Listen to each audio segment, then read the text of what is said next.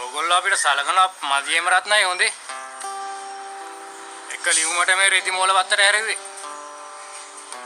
වෙන එකෙක් නම් දෙක තුනක් එකතු වෙනකන් ඉඳලා තමයි වැඩේ කරන්නේ.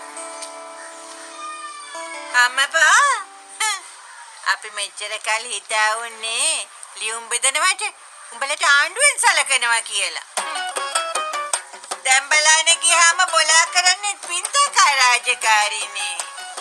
හරි ප්‍රශ්නයක් නෑ. අපි සද්ද වහන්නම්කෝ. මොනා නැතත් ඔයාගේ වයසට අපි සලකන්න එපා. ආයෙ උඹ මගේ වයස ගැන මොනව සලකන්නේද?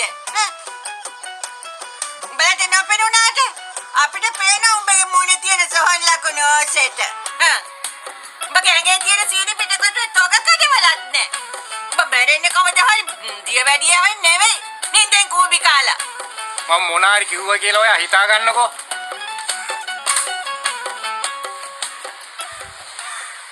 මොකද්ද ලියුම? මං හිතන්නේ